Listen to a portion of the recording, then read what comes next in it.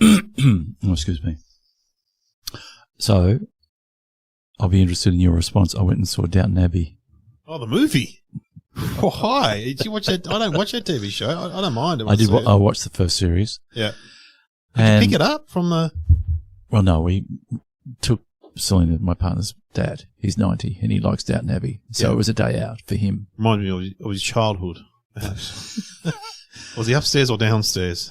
So the cinema was full of old people. Yeah. Really old people, which is fine.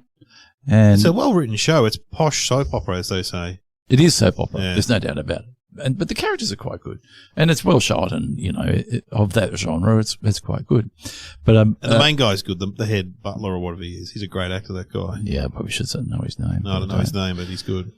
So ad comes on before the main feature, and it was some French film, and it goes on for about 5 minutes. They do with the trailers; they basically show the whole film. Yeah. Anyway, then it goes, coming Boxing Day, and the old woman behind us goes, Boxing Day? I could be dead by then. Fair enough. Good comment. It's a few months away. Yes, well, fair enough. Because, I mean, what month is it now? October. And they're promoting something for Boxing Day. I mean, seriously, I know, you see concerts being advertised March next year, April next year. It's hard to, when you drive down the road and you look at a poster of some sort, and you can't tell whether it's a really old poster from years ago or it's about to happen in about a year's time. Yeah, it's funny, isn't it? Yeah, it's weird. It is weird. And it's, when you go to the cinema now, do you really want to, I don't know, I don't see much I want to see. Yeah, I know. I like trailers, though. I like watching trailers. So you at the... Yeah, well, you go to cinema. What annoys me is I get in the cinema and I want it to go dark because I like sitting in the dark. I don't want to sit there and people... It stays light, doesn't it, for ages? It stays light for ages. You go, I don't want to... I want to be... As soon as I walk in that door, I'm going into darkness with my ice cream. Yeah, especially if you're by yourself. Much better when the lights go down. Yeah, the lights are down. And then the lights don't go... Then they go... are they going now? No, they're not going... Oh, then they go really slowly. Yeah. And the curtain goes back and it goes, just get on with it. You give it a Val Morgan advertising. Yeah. Oh, God. I know. No, I want to go. I haven't been in the movies for ages. I want to see The Joker. I want to see that. Yeah, right. Yeah. Which is the Batman, is it? No, but it's the backstory of the Joker, who's a failed stand-up comic. Oh, really? Yeah. It looks good. It's really divided people because it's directed by the guy who did The Hangover, Todd Phillips.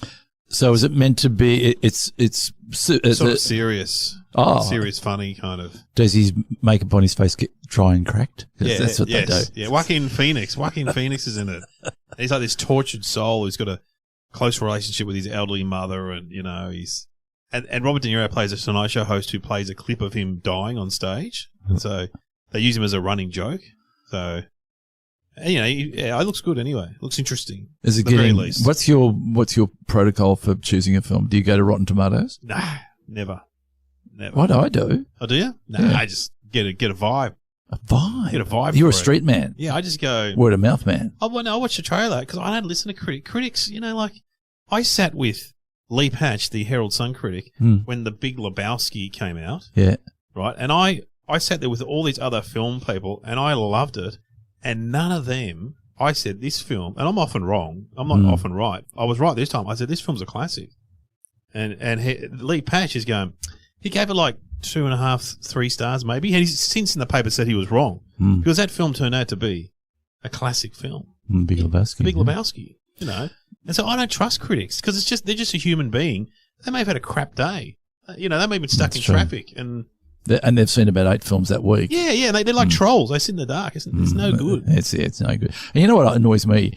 They never give a 5 and they never give a 1. They always give a 2 or 3. Yeah. It's always. We used to watch the movie show with the two of them. What were their names? Margaret and David. And it was always, I give it 3 stars. You're going, you're telling me nothing. Yeah. If it's crap, I didn't like this film, but I'm still giving it 3 stars. I quite like this film. I'm giving it 3.5 stars. It was just a terrible snob. And sure, fair enough, he gave some very bad reviews to movies that I've been in.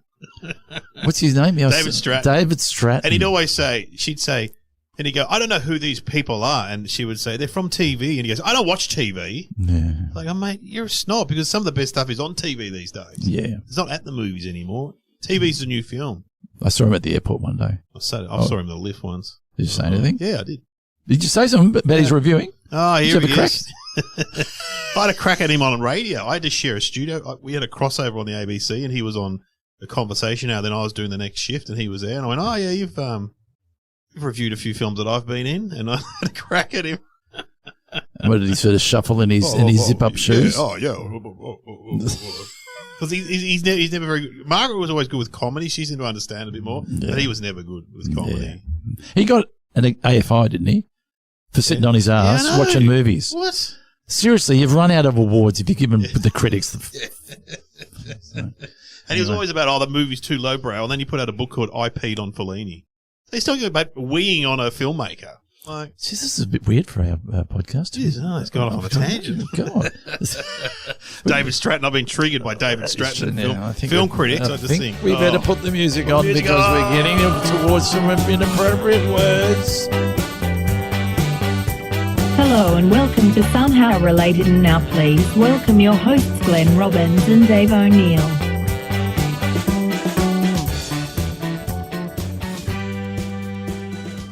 I have to say though, it is funny though when there was a woman on who was very good film review on Triple J, Megan Spencer, for years, and she makes her own films now. Yeah. Anyway, I never liked her for some reason, right? And I used to go on about it. I never agreed with her reviews and all this. And anyway, the local cinema rang me up and said they want me to come down and interview Megan Spencer when she had a documentary out. Mm. And I said to the woman, I'm not a huge fan. And she goes, she's a big fan of yours. She was raving about you. I went, okay, I'll be there. Then I put down the phone and Kieran, my partner's like, I thought you hated her. Hey, come on, don't be too quick to judge. She's all right. Yeah, once you get to know these people, and she's a lovely person. Yeah. Didn't find the same with David Stratton. Didn't think he was. Anyway. It is hard work reading a review or listening to someone or because I did Lantana, whatever, classic film. Because the film comes with a movie with a talk track. Yeah. Where the writer and the director and the producer they talk about the film. And the director liked me and the producer liked me, but the writer didn't like me. What, and he said that on the track? On the commentary track? Well, I don't want to get into details and make him sound like I'm bitter and twisted, but you could tell that he didn't. Because I'm a TV actor. I'm not a real actor. Yeah, that's right. There's your TV actors. And I'm not even a real TV actor. I'm a sketch comedy guy getting on the big screen. That's not on. No. Sketch comedy guys, they don't know how to act. Well, these days it is on, but back in those days it wasn't on. These days, Marvel movies are inhabited by former sketch comedy performers. You know what I mean? Like the guy from the Guardians of the Galaxy, Chris Pratt, he was from, of course, Parks and Recreation. Yeah, back then, because back then you had to have your cred of being a film person, He basically thought Con the Fruiter was performing in his movie, didn't he? Kylie Mole is in my movie. I'm upset. Okay. They're all just snobs. We're not. No. Should we get our topics before we go off on Before we just get triggered. Taken down. Triggered. What are they, Sam? Dandelions and wetting the bed. Well, I'm sure David Stratton was a bedwetter. Come on, Dave, let it go. Come on. You got to let it go. I always like Margaret. I thought Margaret was nice. Anyway. I was a bedwetter. Were you a bedwetter? From the top of the wardrobe. Sorry. Bang. There you go. You got it out early. Here all night. Yeah. No, I reckon probably on occasion, but I was not a regular bedwetter. Yeah, I've been very lucky with my kids that they're not bedwetters because occasionally a kid would stay over or you go on camp and they bring the rubber sheet with them. The rubber.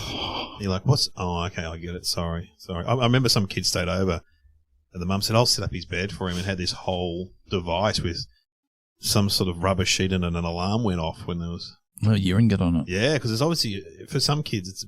It's a problem, yeah. Kids occasionally, like maybe once or twice when they were not babies, but toddlers, because you just wanted to go to the toilet and you end up having a dream about going to the toilet, and then you go to the toilet and you dream and it's warm next to you and you're going, oh, this is so good. Hang on a minute.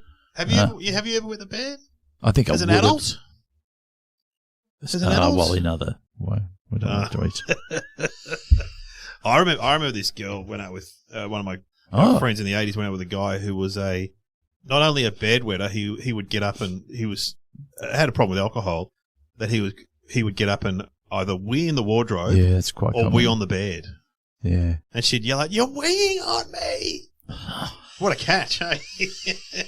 Oh, this is Derek. He enjoys scuba diving. Because you're upset with your partner. You could just, you go to sleep and in the middle of the night just start urinating on. I didn't know what I was doing. Oh, but the problem with like wee in the wardrobe, it just stinks because it's hard to get that. As a practical thing, it'd be hard to get that smell out, wouldn't it? Well, apparently because I had a pool when I was growing up. One of the few people that had a swimming pool, a Clark rubber one. Oh, we had one of them. Yeah. 4 footer above ground. Yeah. And, ours probably, I think it was a 2 footer above ground. Ooh. But I was very strict. If people came around to swim, I would walk them to the toilet. Oh, yeah, you'd watch them wee. Yeah. Who told you that? Yeah, you've told me that before. So you're like one of those guys in like Asada. You're like Asada or the Olympics, those guys. Wee in their toilet. Keep going. Yep. No, all of it. Come on. So okay. how old were you? 23? So you're a little kid when you're doing that. It was a control freak, even then. Remember all that, those urban myths that if you wee in the public pool, the water will turn green or red. Blue. But there is something you put in the water to make it turn a colour, I think. Yeah, right. I think it's a myth. Is it? Pretty sure. Speaking of movies, we did do that in one of our movies in the opening. We did it in... you and your stupid mate, we did it. We did it in Bogan. We did it and the water turned blue. Oh, really? Yeah. Yeah. One of Reese Mitchell. He urinated. In the pool? In the pool, yeah. Maybe it is true. Do you urinate in pools? No. Ocean, sure. Go for it in the ocean. Number 2's in the ocean, but... you haven't done number 2. No, a friend of mine did number 2 in the ocean. Oh. He said it was really hard to tread water and... Yeah. To bear down at the same time because you can only do one thing at a time. You can't bear down and tread water. No, that's hard. It must be hard. Imagine if you're lost at sea, boat's gone down and you're in there for a few days. Surely, imagine if you're in there all day. Hard work. Mind you, probably keep the sharks away, wouldn't it? Or attract them. Who knows? Okay, so wetting the bed. Wetting the bed. Do you remember that great?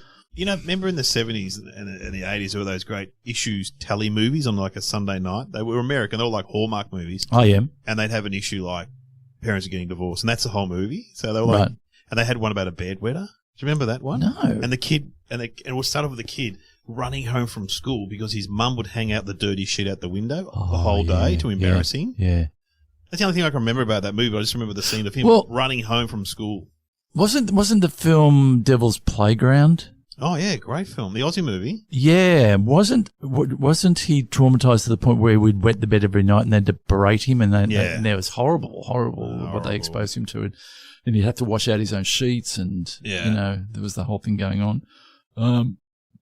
But bedwetting, I don't know. Obviously, it's a terrible affliction to have. But often, mainly for kids, isn't it? It's like I'm a teenager kind of era. And I hate to say the elderly as well. Oh yeah, that's when they wear a nappy. Or a nappy. I'm looking forward to that. Well, let's not say, we won't say who did it, but a friend of ours, well-known television. Well, I'm not going to say. We've told this story before. He wore a nappy on stage. I didn't wear it on stage, did he? He wore it to a party and talked to people and urinated at the same time. I don't know that one. No, you know the ones that the older people can wear. Yeah. Depends, yeah. Depends on what. Depends whether you're wearing your nappy. And he just went to the party and just thought, this will be fun. Let's wear a pair of these. And then he was talking and urinating and talking at the same time. Is that sick? I don't know. Well, Hughesy wore one on stage because he was sick. And it sort of became a radio stunt. Yeah, he was sick. And when he's wetting his pants all the time? Well, what do you mean? I think the other one. No. Yeah, I don't know if anything happened while he was on stage, but he definitely wore one as a stunt, yeah. Oh, astronauts wear them, you know? Do they? So when up in space, they just wet their pants and put another one on. Remember that story in America where the woman drove across former astronaut drove across America to confront her boyfriend astronaut who was having an affair, and she wore a nappy the whole time, so she wouldn't stop. Oh. Because she was used to wearing them in space, she said. Because I do it in my wetsuit in the surf, and you've really got to concentrate. Yeah. If you're wearing something that's pressured on you, I wonder how easy it is to do it with the nappy on. Probably quite easy. I don't know. I've toilet trained kids, and just not my kids, other kids. A bit of fun. And Dave's over again. He's taking you to the toilet. How do you do it? Well, you just got to. In the middle of the night, this happens. Yeah. No. You got to make sure, but they often wear a night nappy, as being called. But you've got to when they feel the urge, you've got to put them on the toilet. How do you know they got the urge? Well, they have signs. I go hide behind the curtains, that kind of stuff. One of our kids would stand in the cot and want everyone to go away. So they're like it's talking at this stage. Yeah. They're not babies. But once the first one does it, the other, and girls toilet train easier because they feel it more, whereas boys don't feel it right. because of the way the systems are down there. Well, there's a bit of a movement going on with men now that when they get up to go to the toilet in the middle of the night, they sit down. Oh, yeah. Why is that? So they don't wee everywhere? I think it's so. I don't want to say who. I saw my twin brother. So I said to him, he was over at my house. He lives in, Glenn. He lives in Europe, in Switzerland, with Roberta and his children. And I said, we've got to go now. He goes, I just need to go to the toilet. I said, okay, you're just having a wee because we've got to go, right? We're running late. He goes, yeah. And he goes in the toilet, and I had to go brush my teeth. When I walk in, he's sitting on the toilet. I said, I thought you said you're having a wee. He goes, I am having a wee. So he's a sit-down guy? Yeah, because Roberta has said, I don't like you. And he's got a little sign when we stayed there, he's got a sign saying, the kids have made a sign, men, please sit down and wee. Is that so? The splash scenario? Yeah, just, she not, whatever. I weed on the floor just to get annoying. Like a dog making a mark. You can't sit down when you urinate. That's no good. Well, I would imagine that a lot of the time when men wake up in the middle of the night, maybe they've got something else going on. Got an erection. And so therefore sitting down would be harder. Well, I mean, do you get up and go to the toilet at night? Yeah. Every night? Yeah. Wow, what time frame? 3 or 4 in the morning? Or? I don't look at the time, but probably 3 or 4 in the morning, 3 o'clock. Yeah. Is there any way? My dad, who's Kev's 83 or 84, he doesn't get up in the night because what he does, he doesn't drink anything from 5 p.m. onwards. Because he wants to sleep right through. Yeah, I drink right up to the... Oh, do you? Yeah. You're on the booze, just... Yeah, I'm on the booze. In the bed with the tinny. Yeah, and a fag. Yeah. When I had a broken leg and it wasn't easy to get up, the doctor gave me a thing from the chemist, which is like a bottle that you wee in. Yeah. That was very handy. I wanted to keep it, but my partner threw it out. It's very easy just to roll over, put the bottle on, urinate, and then put it back under the bed and go back to sleep. I told that story on this before when I did that at the Universal Studios. Oh yes, in the back of the tour, back of the ride, the back of the what do you call it? Behind the scenes tour train. Oh, and I was up the back, and I drank a lot of water because I thought I was jet lagged, and ended up having to urinate into a bottle, and then I tipped it out while we were being chased by the psycho guy was chasing the thing, and I was pouring out my urine towards him. Wasn't Cop pleasant. This. Yeah, cop this. Oh, gee. I don't know what else we can say about wetting the bed. I think I would imagine it has something to do with the level of anxiety or something, or fear or something, or fear of getting up to go to the toilet. Did you have any of those fears when you were young, like there's something living under the bed or something at the window? Kidnappings, because I was exactly the same age as, was it Eloise Wallage? She was kidnapped from Beau Morris and never found. Never found. And so the case is fascinating. And so she was exactly the same age as me, and it would have happened in 78, 79, that kind of, maybe 77. I reckon I was... Anyway, I remember reading about the case lately because they've reopened it and tried to find what happened. Yeah. But no trace of her was found. So I was scared of kidnapping. Someone coming in. Yeah. Stealing me. Stealing you. Yeah, no, I think I probably had I think we had a rose bush up against the window. Oh, yeah. And on the windy night that it would scratch against the window, and that was kind of scary. And it would throw shadows that looked like people. That was a bit scary. Yeah, we had a few but I see it with my own kids. They get scared of the dark. Scared of the dark. I've had a bad nightmare, that kind of stuff. Do you still have nightmares? Yeah, I do sometimes. Yeah, I do too. Yeah, I have bad dreams. And often it's me, some sort of compromising. I've said something or got in trouble with someone, then I wake up and go, thank God. It wasn't real. I yell at people. I apparently wake Selena up. She has to go, it's okay. Yeah, I start yelling. And that's when your aggression comes out at night. It's interesting, isn't it? Yeah. Someone's stolen a joke or something, or, that sort of thing. So wetting the bed, what more? Not much more we can say about that. So dandelions. So dandelions are that flower, yeah?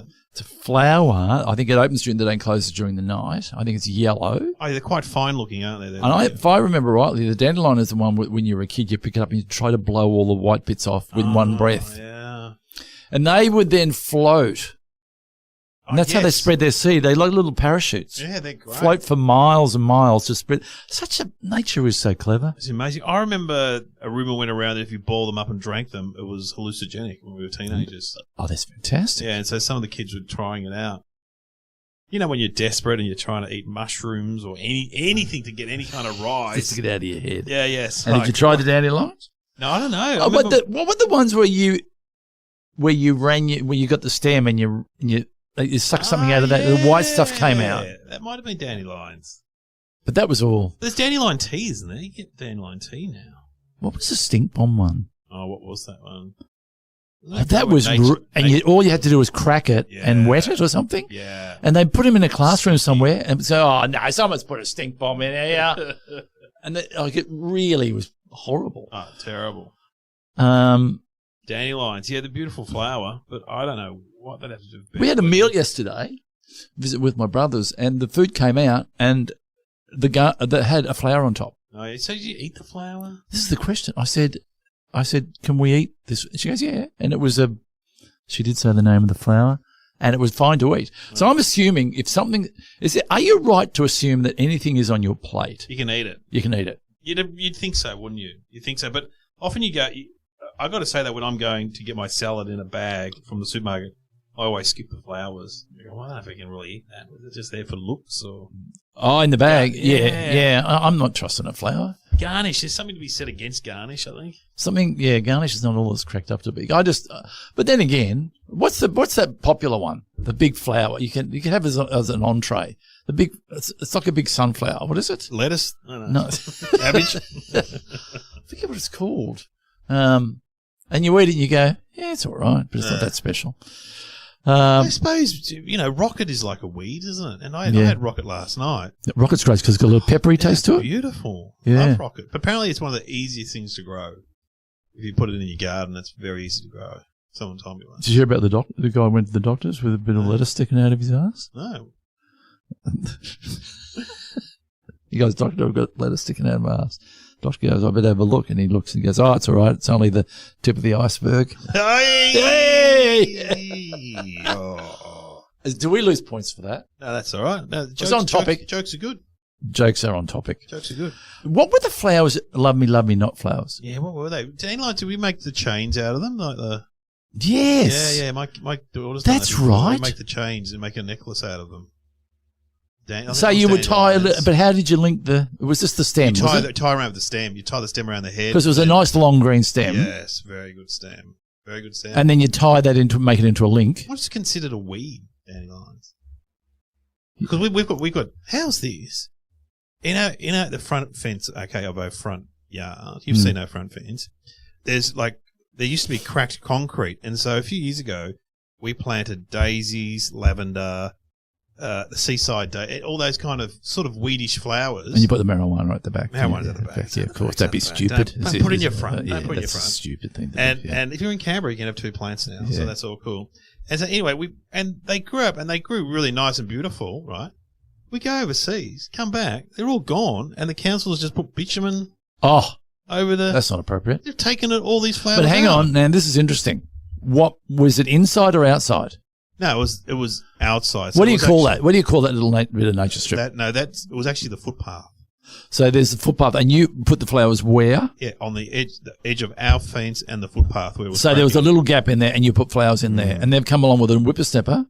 Cut them all out and put new bitumen, new concrete down. And they actually knocked on the door and asked my mother-in-law, Betty, is it okay? And she went, "Oh, I can't speak for that. I don't know." It just freaked her out, and so they went, "Oh, well, let's just do it."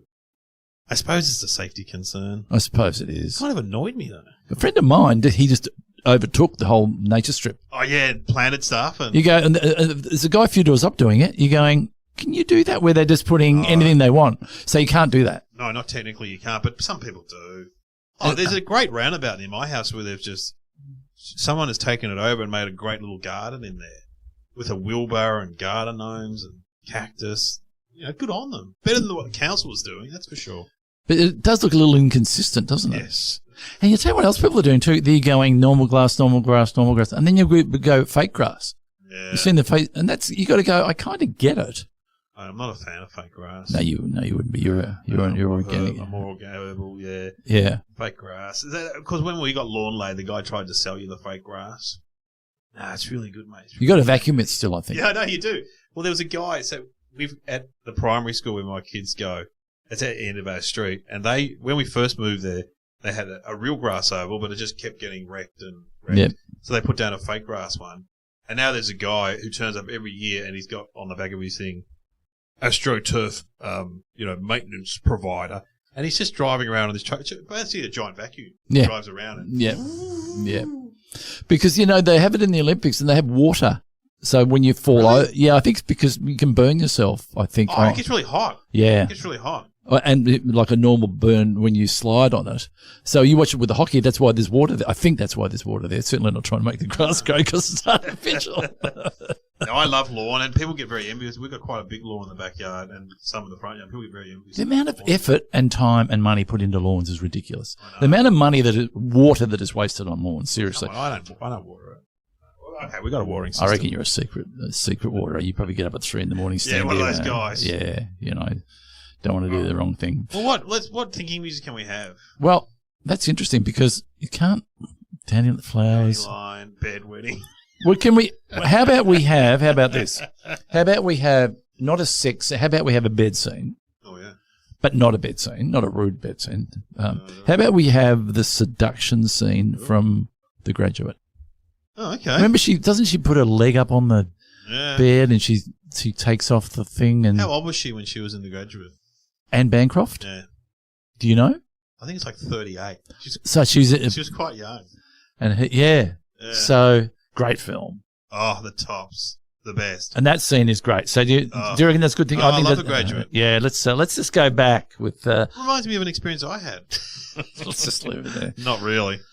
We wish. All right, let's have a bit of The Graduate. For God's sake, Mrs. Robinson. Here we are. You got me into your house. You give me a drink. You put on music. Now you start opening up your personal life to me and tell me your husband won't be home for hours. So? Mrs. Robinson, you're trying to seduce me. Aren't you? Yeah, fantastic stuff. So good. The best scene in that movie is when he goes, spoiler alert, you haven't seen it, he goes and interrupts the wedding of the young woman. It's Anne Bancroft's daughter, isn't it? Yeah. And she runs off with him. What's his name? Dustin Hoffman. And they just sit on the bus. They sit on the bus, don't they? Yes. And then just look on their faces like, what do we do now? Yeah. What have we done? Yeah. There's a Simon and Garfunkel song, isn't it? Yeah. It's fantastic. And then they're running around. Cecilia, you're breaking my heart. Anyway, great movie. All right, well, let's Dandelions and wetting the bed. Okay, I'm just going to... You're going to fire from the hip. I've no idea, but I'm thinking that dandelion tea... Boil up some dandelions. Oh, that's what we didn't talk about, dandelion tea. Yeah, dandelion tea. Oh. I reckon you boil that up and stops you wetting the bed. Yeah, I mean, that basically we're going to go the same because... Right. Well, where else can you go? Where else? I think... Okay, I'll tell you what I'll say. If you put dandelions in a vase next to the bed, the chances of the person wetting the bed is reduced by it's an aromatherapy treatment. Wow, I like it. As opposed, because you have your lavender for getting to sleep and you have your dandelion to stop you wearing the bed. Sure. All right. Let's find out. Should we get the answer? Sam, we haven't heard from you much today, but what is the answer? Dandelion leaves are used to add flavor to salads, sandwiches and teas. They're also a long-known diuretic to help the body get rid of too much fluid, like at night when people are warm and relaxed. English folk names for the plants are pea beds and pisser beds. In French, the dandelion is called pissenlit, which means piss in bed. Similar names exist in Italian and Spanish. Okay, wow. Yeah, I didn't know that. So it's a diet, which means it's like coffee, yeah? Yeah. So don't have dandelion tea. You're going to wet the bed. You will wet the bed. And dandelion means that. So much for a remedy. Yeah, no remedy at all. Yeah. I've got to say, you learn something every day. You learn something on this podcast.